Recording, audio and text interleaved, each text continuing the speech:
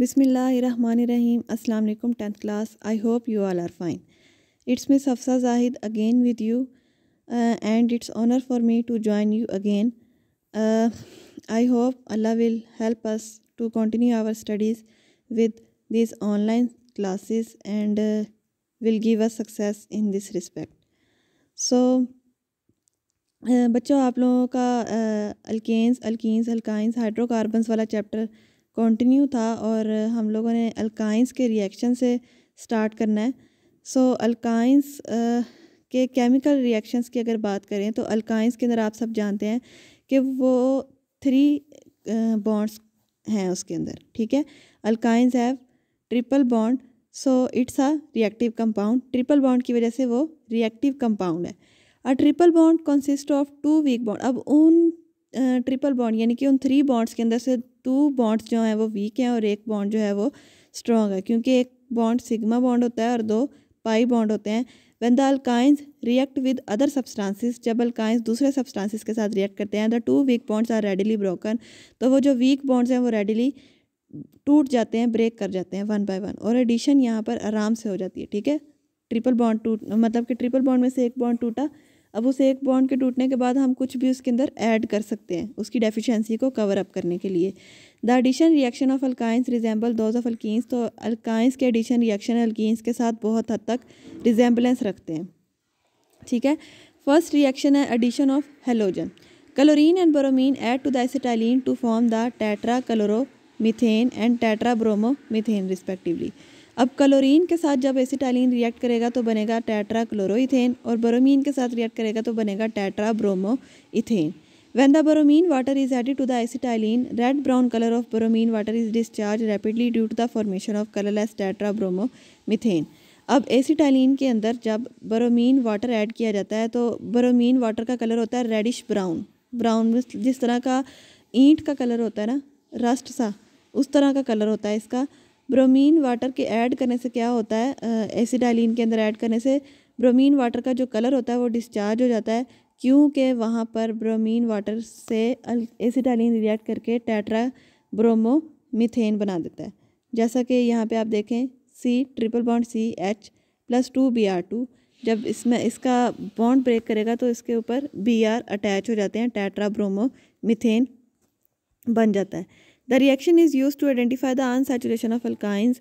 अब आपके पास एक कंपाउंड है, पता नहीं चल रहा क्या है, अगर तो उसके अंदर एडिशन हो जाएगी तो इसका मतलब कि इसमें डबल बॉन्ड या ट्रिपल बॉन्ड है, और आपको पता है कि डबल बॉन्ड और ट्रिपल बॉन्ड जिनके अंदर होता है वो सब्सटेंस, वो जो कंपाउंड होते हैं वो सैचुरेटेड कंपाउंड कंसिडर किए जाते हैं, ठीक है।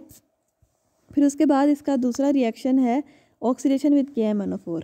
अल्काइंस ऑक्सीडेशन शो कराते हैं with KMnO4। Ethyne is oxidize by alkaline KMnO4 and 4 hydroxyl group add to the triple bond such as.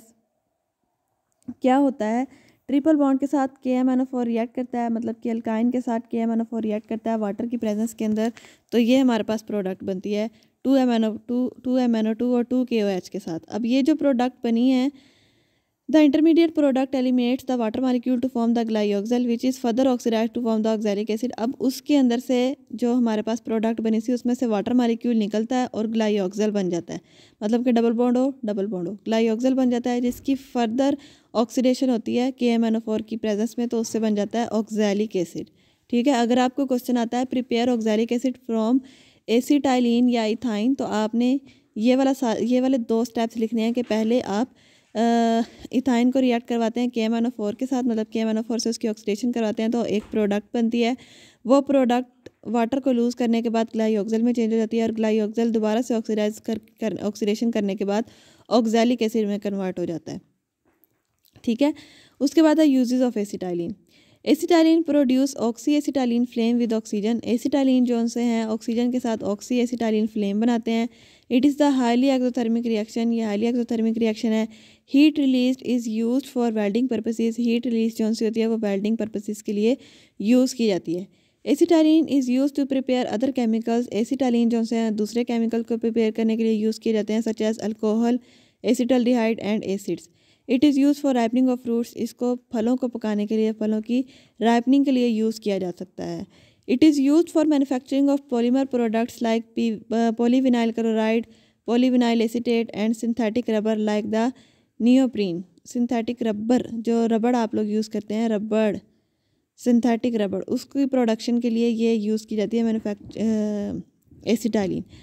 It is polymerise to form the benzene. इसकी polymerisation से benzene बनाई जाती है which is used as raw material.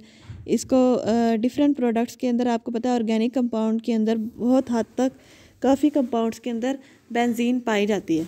ठीक है, तो acetylene की polymerisation कराने के बाद बेंजीन के में चेंज किया जाता है और बेंजीन जो सा है वो वैरायटी ऑफ ऑर्गेनिक कंपाउंड की प्रोडक्शन के अंदर यूज़ होती है. इस तरीके से हम एसिटाइलिन को डिफरेंट वेज़ में यूज़ कर सकते हैं.